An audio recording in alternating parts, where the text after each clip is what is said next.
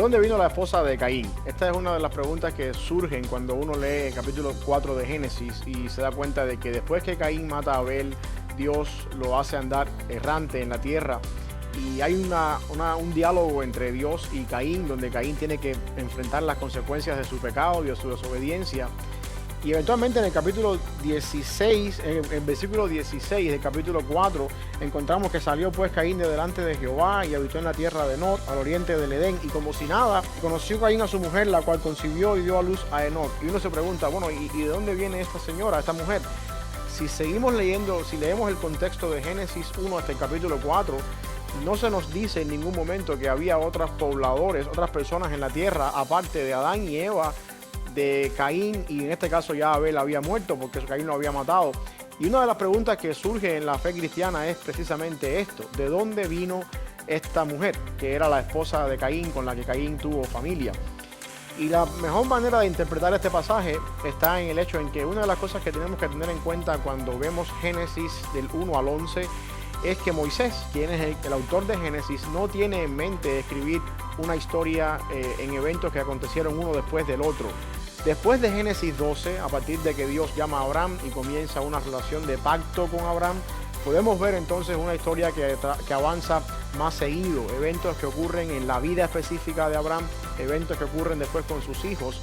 Al parecer, Moisés tiene en mente en los 11 primeros capítulos de Génesis dejarnos saber algunos eventos que pasaron de manera trascendente, eventos que él marca en la historia y los trae en estos 11 capítulos, pero no nos deja entender qué tiempo transcurrió entre un evento y otro. Por ejemplo, un detalle interesante que uno puede traer y transpolar a nuestros días el día de hoy.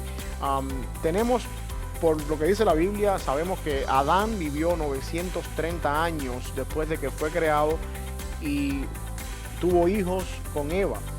Si contamos un poquito esos años y nos damos cuenta, por ejemplo, el pueblo de Israel dice que llegó a Egipto después, cuando fueron los hermanos de José a Egipto. Eran alrededor de 70 personas, entre los hermanos de José, sus esposas, sus hijos, Jacob ya viejo. Y dice que salieron de Egipto después de la esclavitud en el Éxodo unos 430 años después. Para el momento en que el pueblo de Israel sale de Egipto, se estima que había alrededor de 2 millones de personas. En un periodo de 430 años, este pueblo se multiplicó a ser una multitud de 2 millones de personas. Si tomamos en cuenta que Adán vivió 930 años, es muy posible que durante el transcurso de la vida de Adán, para el momento en que Adán y Eva tuvieron a Caín y Abel como hijos, hasta el momento en que Caín y Abel este altercado entre Caín y Abel, es muy posible que Adán y Eva hayan tenido otros hijos más, y de esta razón podemos encontrar otros hijos, nietos, bisnietos. De aquí podemos encontrar la esposa de Caín. Una vez más, ¿por qué razón? Porque Moisés no tiene en mente hacernos la historia completa de lo que sucedió ahí. Ahora, la pregunta que yo sé que estás pensando en este momento es, ¿entonces había algún parentesco, alguna familiarización entre esta mujer y Caín? ¿Eran primos, o eran medios hermanos, o eran sobrinos, o eran quizás hasta su nieta? Y sí, la respuesta es sí. Es muy posible que la esposa de Caín tenía un parentesco bien cercano a Caín. Y tú te preguntarás, pero eso no está mal delante del Señor. Hoy en día sí, pero en el tiempo bíblico esto era una costumbre bastante usual. Por ejemplo, la Biblia dice que Abraham era medio hermano de Sara, su esposa. De hecho, cuando Abraham fue a buscar esposa para su hijo, le hizo jurar a su siervo, a su criado, que no buscara esposas entre las mujeres de los cananeos, sino que fuera a su parentela, que fuera a su descendencia, y de ahí encontrara una esposa.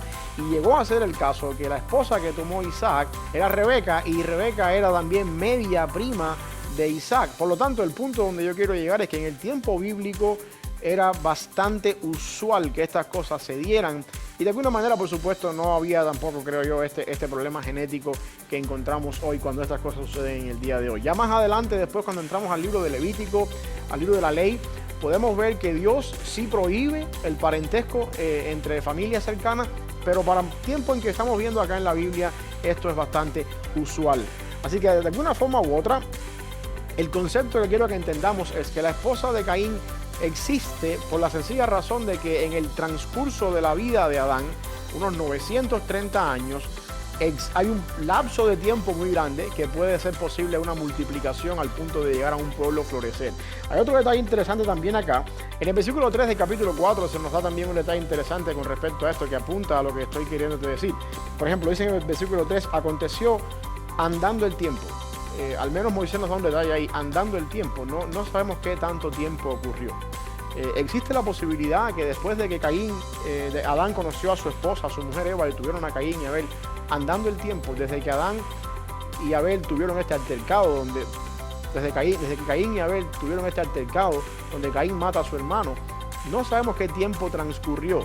Ahora, la otra pregunta que muchas personas se hacen con respecto a esto es, ¿existe la posibilidad de que cuando Adán y Eva desobedecieron en Génesis 3, pudiera darse el caso de que para ese entonces ya ellos habían tenido hijos antes de la desobediencia y Caín y Abel son los primeros hijos después de la desobediencia? Esta es una pregunta que muchas personas también se hacen para poder encontrar la justificación de esta esposa de Caín. Y en esto yo sí encuentro un problema teológico grande, porque la promesa que Dios le dio a Adán y a Eva en Génesis 3:15, de lo que se conoce como el protoevangelio, lo que se conoce como la herida mortal de la serpiente, apunta a la simiente de la mujer.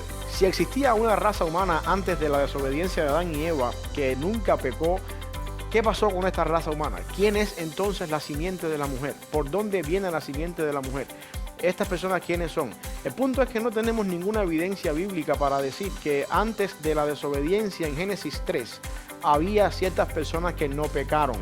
Esa evidencia no existe. De hecho, eso va en contra y puede ser un problema a la hora de entender que la simiente de la mujer y la simiente de la serpiente entran en conflicto a partir de Génesis 3:15, y ese conflicto se va desarrollando por todo el Antiguo Testamento hasta que llegamos a Jesucristo, quien es el verdadero cumplimiento de esta simiente de la mujer, quien hace la herida mortal en la cabeza de la serpiente. Por lo tanto, a manera de resumen, con respecto a la esposa de Caín, la mayor posibilidad, la posibilidad que más pesa en el contexto bíblico es que para el momento en que Caín y Abel tienen este altercado, había otras personas ya en la tierra. De hecho, Caín habla acerca de una marca que Dios le pone para que otras personas a él no lo maten. ¿Por qué razón esto es posible? Porque Adán, se nos cuenta en la Biblia que vivió 930 años y dice la Biblia que tuvo hijos e hijas. Y también la otra cosa interesante es que en un periodo de 930 años es un tiempo prudencial para que una nación entera se pueda incluso formar, como pasó con el pueblo de Israel en Egipto en un periodo de 430 años, prácticamente la mitad de la vida de Adán. Así que, ¿de dónde vino la esposa de Caín? Posiblemente de uno de sus parientes no tan cercanos o quizás menos cercanos, que Moisés tomó ciertos episodios en la historia de la humanidad en ese tiempo para dejarnos saber algunos eventos claves desde el capítulo 1 de Génesis hasta el capítulo 11 de Génesis, con el propósito de que pudiéramos ir haciendo algunas anotaciones de cómo estaba la sociedad y el mundo en ese tiempo, hasta que encontramos un capítulo 12, donde Dios empieza a revelarse entonces a su pueblo de una manera más esencial, de una manera más central, y a través de un pacto que Dios establece con Abraham.